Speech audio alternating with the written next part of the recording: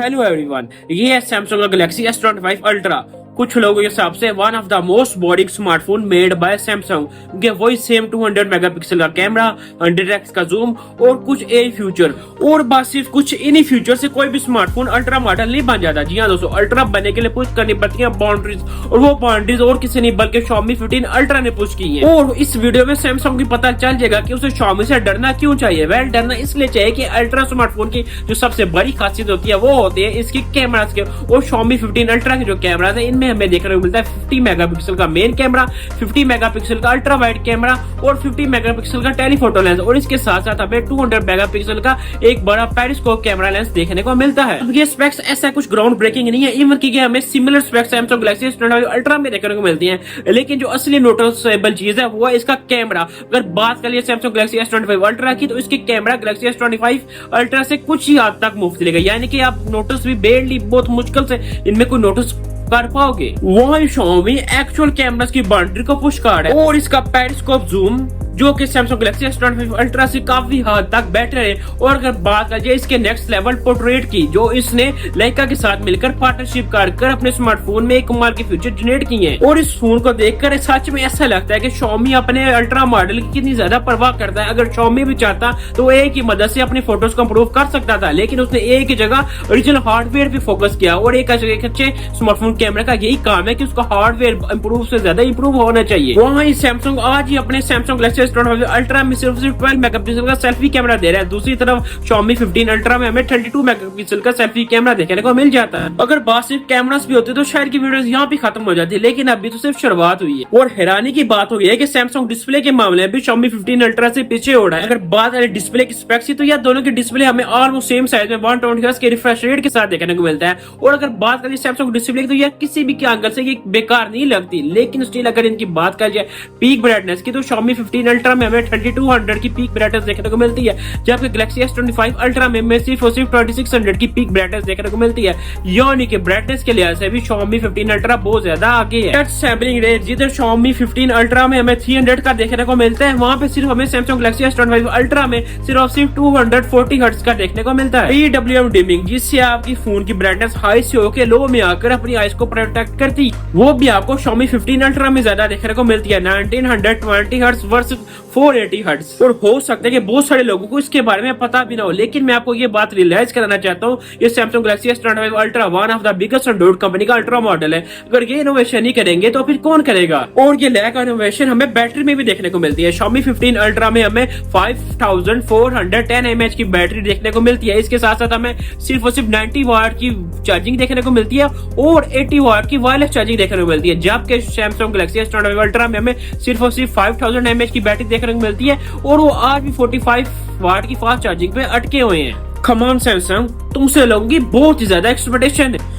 Performance एक ऐसी जगह है जहां पे चीजें बहुत ज्यादा इंटरेस्टिंग हो जाती हैं। वैसे तो दोनों स्मार्टफोन में हमें स्नैपड्रैगन 8 एलीट देखने को मिलता है, लेकिन Xiaomi 15 अल्ट्रा में स्नैपड्रैगन 8 एलीट को काफी हद तक अंडर क्लॉक किया गया है हीट से बचने के लिए। दूसरी तरफ सैमसंग गैलेक्सी S25 अल्ट्रा में किसी भी किस्म के अंडर क्लॉक नहीं किया गया, यानी कि मैं गैलेक्सी S25 अल्ट्रा में लिटिल बिट ज्यादा परफॉर्मेंस देखने को मिलती है, लेकिन गैलेक्सी S25 अल्ट्रा हीट ज्यादा हो सकता है as compare to Xiaomi 15 ultra की, क्योंकि इसमें प्रोसेसर को हीट से बचने के लिए काफी हद तक अंडर क्लॉक किया गया है। लेकिन अगर परफॉर्मेंस की बात करिए तो परफॉर्मेंस में हमें गेमिंग वगैरह में काफी हद तक फ्रेम रेट ड्रॉप देखने को मिल सकते हैं Xiaomi 15 अल्ट्रा में, लेकिन किसी भी किस्म की हीट देखने को नहीं मिलने वाली। तो आसान भाषा में बोलूं तो यार सैमसंग गैलेक्सी S25 अल्ट्रा अपनी परफॉर्मेंस को मेंटेन रखेगा, लेकिन Xiaomi 15 अल्ट्रा हीट को मैनेज करने के लिए थोड़ी बहुत परफॉर्मेंस ड्रॉप करता रहेगा। लेकिन यहाँ पे दो ऐसे मजीद एडवांटेज हैं परफॉर्मेंस के लिहाज से जो हमें Xiaomi 15 अल्ट्रा में देखने को मिलते हैं। पहला है स्टोरेज टाइप। Xiaomi 15 अल्ट्रा में हमें 4.1 की UFS स्टोरेज देखने को मिलती है, लेकिन सैमसंग गैलेक्सी S25 अल्ट्रा में हमें सिर्फ 4.0 की UFS स्टोरेज टाइप देखने को मिलती है। और दूसरी बात, इनके बेस वेरिएंट हमें Xiaomi 15 अल्ट्रा में 16GB की रैम देखने को मिलती है, जबकि गैलेक्सी S25 अल्ट्रा के बेस वेरिएंट में हमें 12GB की रैम देखने को मिलती है। और इसकी बात यहाँ भी खत्म नहीं होती। अगर इनकी बात कर लीजिए स्टोरेज की, तो यार बेस वेरिएंट है हमें कम प्राइस में Xiaomi 15 अल्ट्रा में 512GB स्टोरेज देखने को मिलती है, और इस तरह कई गुना ज्यादा प्राइस में सैमसंग गैलेक्सी S25 अल्ट्रा में हमें बेस वेरिएंट में 256GB की की स्टोरी देखने को मिलती है। परफॉर्मेंस में बेशक सैमसंग गैलेक्सी S25 अल्ट्रा आ गया है, लेकिन Xiaomi 15 अल्ट्रा के पास डे टू डे यूजेज में काफी हद तक एज और ये एज का डिफरेंस काफी हद तक बढ़ जाता है जब आपको पता चलेगा कि Xiaomi 15 अल्ट्रा कम प्राइस में बेहतरीन स्पेक्स प्रोवाइड करता है as compare to Galaxy S25 ultra. यार काफी ऐसे एरिया हैं जहाँ पे Xiaomi 15 अल्ट्रा बहुत बुरी तरह से डिफीट करता है सैमसंग गैलेक्सी S25 अल्ट्रा को, लेकिन एक ऐसा एरिया है जहाँ पे मैं नहीं पूरी दुनिया मानती है कि यार उस एरिया में कोई भी इसको नहीं रह सकता और वो और कोई नहीं बल्कि वो इसका सॉफ्टवेयर का सैमसंग की One UI। जी हाँ दोस्तों, और One UI 7 के अपडेट आने के बाद चीजें काफी ज्यादा इंटरेस्टिंग हो चुकी है। इवन कि हमें फ्यूचर में जितने भी स्मार्टफोन आएंगे इनमें हमें 7 ईयर्स की अपडेट देखने को मिलती है और 7 ईयर की सिक्योरिटी पैचेस भी देखने को मिलता है। जबकि बात कर लिए Xiaomi 15 अल्ट्रा में तो यार इसमें हमें कुछ खास लंबी अपडेट देखने को मिलती है, वही 4 से 5 साल वाली अपडेट देखने को मिलती है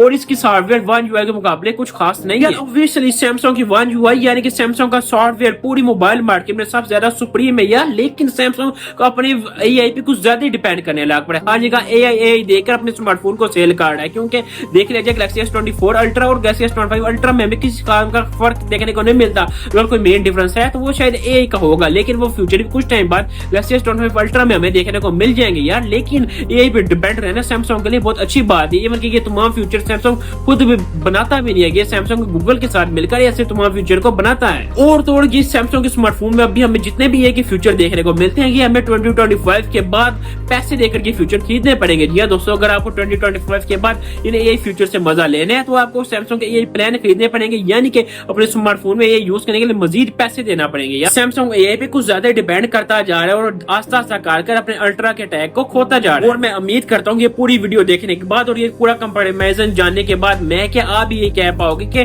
Xiaomi 15 अल्ट्रा एक बहुत बड़ा किलर है सैमसंग गैलेक्सी S25 अल्ट्रा का। तो उम्मीद करता हूँ आपको वीडियो अच्छी लगेगी। अगर वीडियो अच्छी लगे तो चैनल को सब्सक्राइब और वीडियो को लाइक करना ना भूलिएगा और की वीडियो अपने उस दोस्त के साथ शेयर करेगा जो भी आपको कहता हो कि Samsung Galaxy S25 ultra Android का किंग है।